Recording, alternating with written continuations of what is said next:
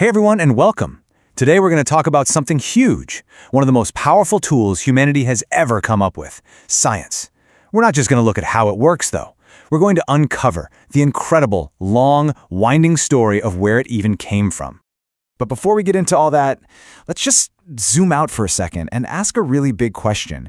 What does it even mean to know something? I mean, really know it. Is it just a gut feeling? Something you believe? Something you've seen with your own eyes? This question, well, it's right at the heart of our whole story today, because science, it turns out, is a very specific and, a very powerful way of knowing.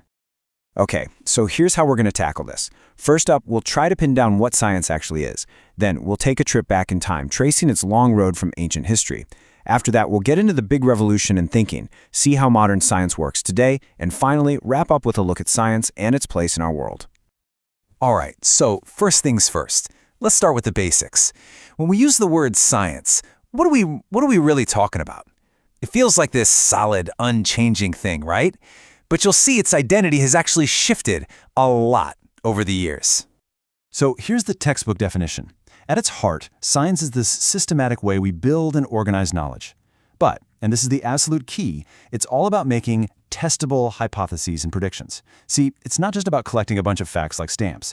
It's about building a framework, an idea, that we can then go out and actively test against the real world to see if it holds up. And here's something that might surprise you. Our whole idea of a scientist, it's actually super new. I mean, for most of human history, if you studied nature, you were called a natural philosopher. The actual word scientist, it didn't even exist until 1834. Think about that. That shift from this broad philosophical thing to a real distinct profession, that's a huge turning point in this story.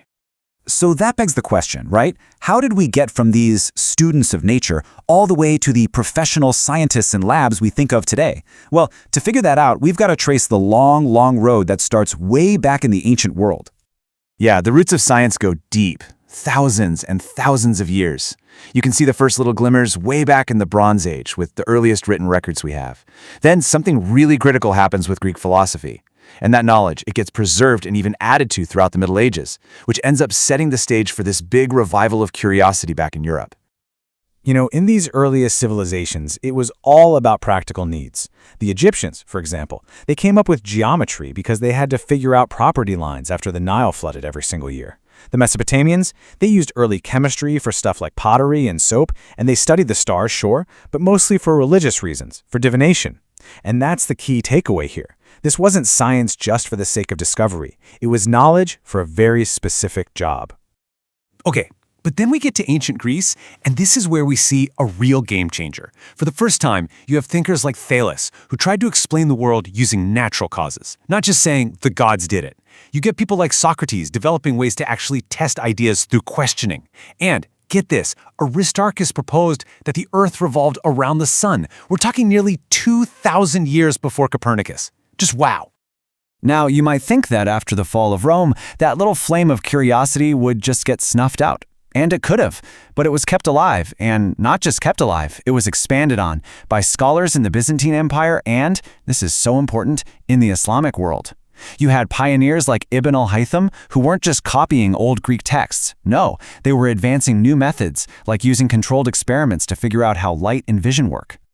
So all of this work, all this preservation and advancement, it was all setting the stage. It was building the foundation for the next huge leap forward, a complete revolution in how people thought about the world, where natural philosophy started its transformation into what we'd finally recognize as modern science. And I think this quote from Francis Bacon it perfectly captures the new vibe of the time. He said, "The real goal of the sciences is to give human life new inventions and riches." See the shift? The goal wasn't just to sit back and understand the world anymore. It was to get in there and actively change it, to make life better in a real, tangible way. And man, this era gave us a murderer's row of iconic names, didn't it? You've got Copernicus, who brought back that sun-centered model. You've got Kepler, figuring out the actual math behind how planets move. Galileo, pointing his telescope at the sky and making discoveries that got him in a lot of trouble with the establishment.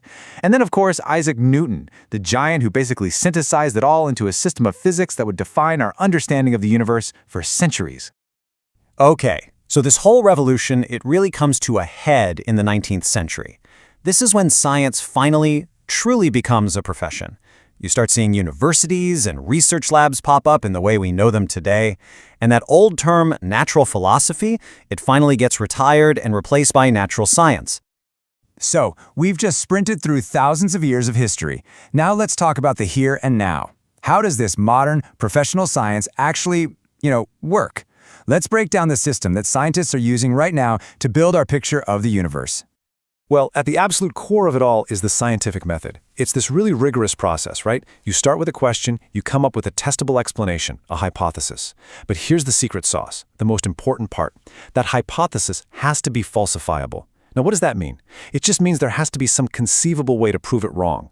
Like, if I say all swans are white, you can prove me wrong by finding just one black swan. That relentless cycle of testing, analyzing, and being willing to be proven wrong, that's what makes science so incredibly powerful. And this method, it's not just for one thing. It's used across this huge landscape of fields. You've got the natural sciences, physics, biology, studying the physical world.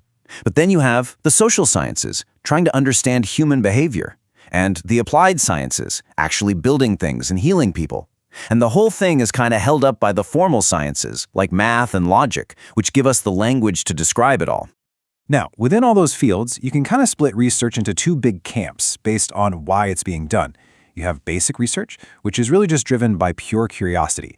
It's blue skies thinking, just wanting to figure out how something works for the sake of knowing.